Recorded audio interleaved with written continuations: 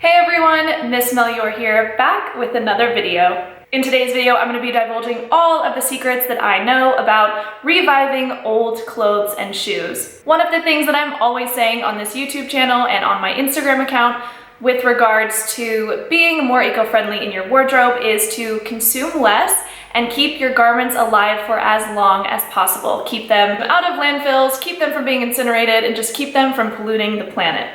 So I don't want to make this intro too long. I'm just going to dive into all of the ways that you can take your old clothing that you're a little bit hesitant to wear just because it looks old and worn, and give it an entirely new life, make it look brand new, and be confident and excited to wear it again. These tips are also great if you're thrifting items and the item's just not quite right, or you want to make a secondhand item look brand new. Let's start with clothing and then we'll move on to shoes. So we'll start with recoloring.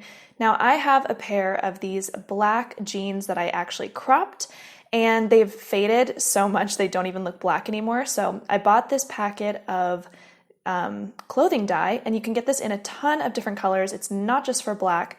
Follow the instructions on the packet.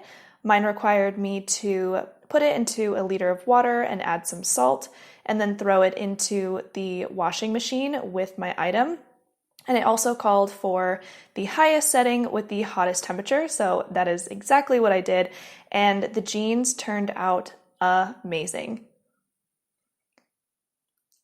So if you have an item of clothing that you think looks a little bit dull or faded, definitely give this a try. Go to your local craft store, find some fabric dye in the color that matches your item, and give it a whole new life. Ta-da! They look completely brand new. I'm so happy with how this turned out. Now let's move on to resizing. I have a pair of pants that my mom gave me and I'm obsessed with them, but they don't fit me around the waist. So what we're gonna do is cut 2 small slits on either side of the hips, only on the inner lining. So you're not gonna cut the hole all the way through to the outside of the pants. Then you're going to need an elastic, some scissors, and a safety pin. Make sure to measure out the elastic to the length of your back, so half the circumference of your entire waist. You're going to put the safety pin on the edge of the elastic, and you're going to push the elastic through one of the slits, and you're going to just push it all the way through until it comes out the other end. Make sure to anchor the elastic on the first end so that it doesn't slide through and you lose it in the fabric. Tuck it underneath and zigzag stitch. Do this to the other side as well, and your pants will fit you perfectly. I've also tried this resizing trick where you sew the sides and use fabric glue, but honestly, the elastic trick works so much better. Let's talk about removing pills from sweaters. I have this gorgeous sweater that I'm obsessed with. My friend gave it to me when she no longer wanted it. It's like a mocha cream color, but it is pilling so badly. All of these ends fray up and create just really unattractive balls of fabric. So I'm going to take a pill cutter, and these are really cheap to get and super easy to use, and you just sort of brush them over the top of the sweater to remove the pills, and then all of the fabric is collected in the chamber that you can empty. This technique is time consuming though, so I actually found that using an electric razor works so much better and so much more quickly. So definitely give this a try. You just have to be a little bit gentle so that you don't cut a hole into the sweater. But I found that honestly, this worked so well. And then my sweater looked basically brand new. It was nice and smooth with no pills.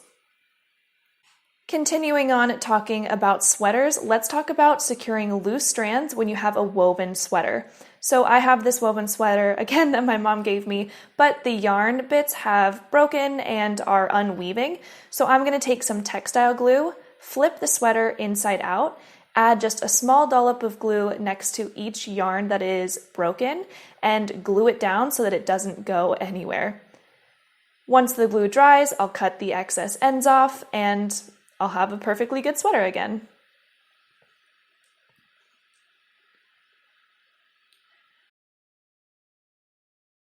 Okay, I'm really excited about this next trick. It especially works when you're thrifting for things like blazers, jackets, button-up shirts. I thrifted this blazer for €3, and it's just a white blazer, but the buttons are this kind of ugly yellow color, and they just don't look that nice. So I'm actually going to upgrade them to these pretty buttons that I found at my local fabric store. I'm going to do this by gently cutting the buttons, the old buttons off, and then re-sewing on the prettier buttons.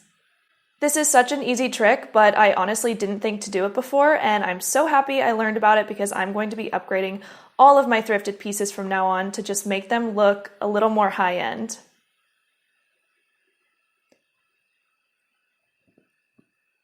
Let's quickly go over some things that go wrong with clothing, like holes. One of the ways that you can fix holes is by gluing with fabric glue or stitching a piece of fabric underneath the hole that's either the same fabric or a complementary fabric, like I've done with this jacket. Or, for example, I had these gorgeous houndstooth trousers that I got from Big Sister Swap, but I didn't even notice they have two big holes in the crotch area, which is just not cute. So I'm actually going to mend them myself, and this is super easy to do with a needle and thread. You just need to flip the pants inside out, do a couple of anchor stitches underneath the hole, and then do some wraparound stitches, anchor the stitches at the end, pull tight, and voila, no more hole. I want to just quickly throw in something about covering stains. I don't actually have anything that is stained that I could show you, but I do think that a really interesting thing you can do with stains that you can't get out is to use fabric paint to cover them. I have an upcycle tutorial on how to trace images with fabric paints on my Instagram. I'll just link it in the description box below, but that is one thing you can do, or you can actually embroider with a needle and thread. It's a lot easier to do than you'd think, just a couple of flowers and the stain will be gone, but you'll have a brand new t-shirt and you can keep it out of the landfill. But let's move on to shoes.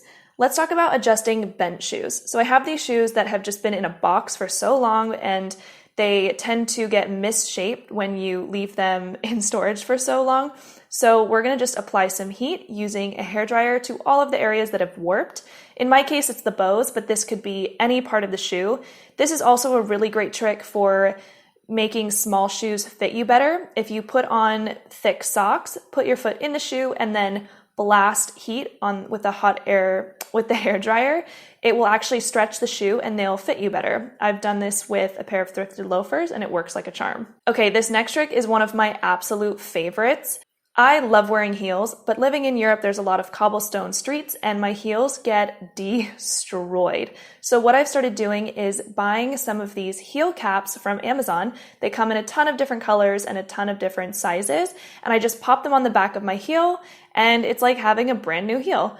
And I've actually started putting the heel caps on before wearing the shoe, just as a preventative measure.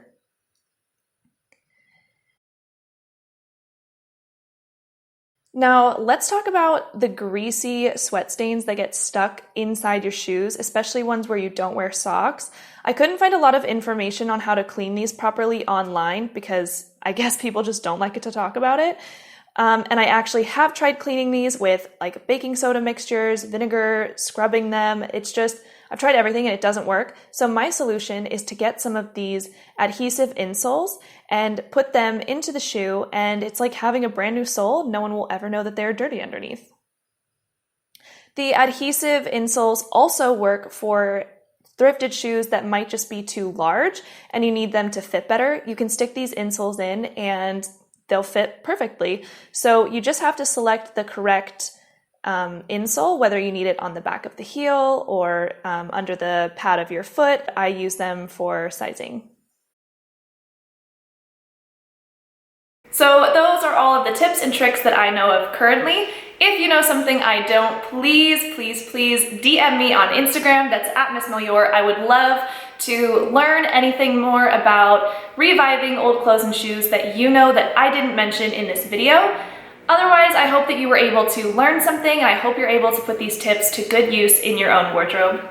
But that's all I have to say for now, so I will see you in next week's video. Ciao!